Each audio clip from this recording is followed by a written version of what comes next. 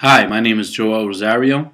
I'm in the Music History 2 online section for March 2012, and this is my evaluation podcast on my opinion about what's going on and recordings that were influenced by it.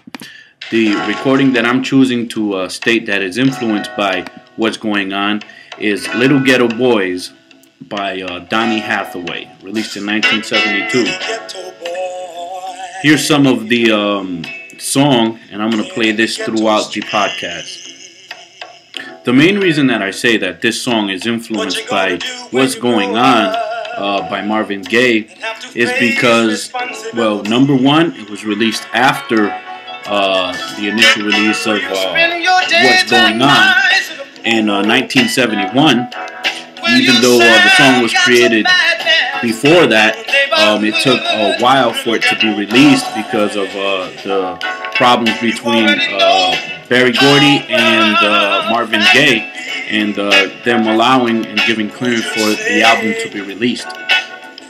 This song sounds to me so much like Marvin Gaye's What's Going On. It's remarkable, but I believe that What's Going On opened the door and allowed for the release of songs like this, because it proved that it was very viable commercially, and it also proved that it was something that the people wanted. Even though there was so much resistance prior to its release for it to come out. After its release, the release of What's Going On, upon the first day of it being released, there was 100,000 copies sold, and it was, considered one of the best albums of all time. So it's no surprise that it would have influence after its release. Now, this song by Donny Hathaway was released in 1972, and the sound of it is remarkably like What's Going On. The musicians involved in the creation of What's Going On was mainly the Funk Brothers. The Funk Brothers being a group of studio musicians from Motown, the Motor City from Detroit, and being some of the most prolific studio musicians of all time. It said, and from some of my references here on Wikipedia, it said that the Funk Brothers have the claim and have more credit that they've played on more #1 hits than the Beatles, Elvis Presley, the Rolling Stones, and the Beach Boys combined. So it's definitely true, and it's known that they have had a marked influence on popular culture, and the sound of that music that they created, has been seen all over pop music.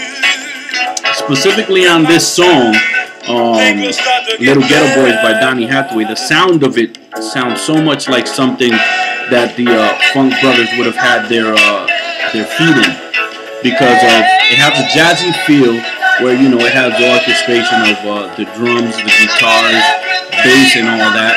But the way that it's played gives me the inclination that it's similar to that. It also has a clav in there. It sounds like an organ. Also, the sound of the Latin percussion within it, as far as the congas, bongos, that's something that the Funk Brothers, brought to the forefront with their production, because you can hear that all over What's Going On, the album, and What's Going On, the song. So when I listen to it, it just speaks volumes to me on the influence of what's going on in popular music at the time and afterwards. Because up to now and into the 90s, for example, Dr. Dre sampled this song, which he didn't sample it specifically What's Going On by Marvin Gaye in his song Little Ghetto Boys, but he sampled Little Ghetto Boys by Donny Hathaway, and the sound of that, something that came straight from the Funk Brothers, straight from Motown, Motor City, Marvin Gaye, all day.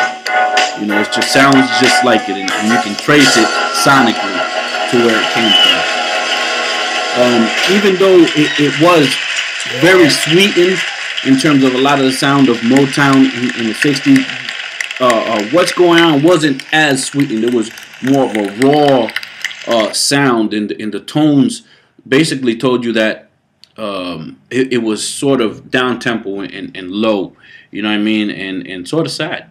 So when I listened to Little Ghetto Boys by Donny Hathaway, released in 1971, it just says that to me and gives me the idea that it was influenced directly by What's Going On by Marvin Gaye, the song and What's Going On by Marvin Gaye, the album released in 1971, a year before the release of this song, Little Ghetto Boys by Donny Hathaway. So that's my analysis, and I thank you very much for your time and for listening. Joel Rosario, student number 1348662, MH2 blog for Music History 2 online section, March 2012.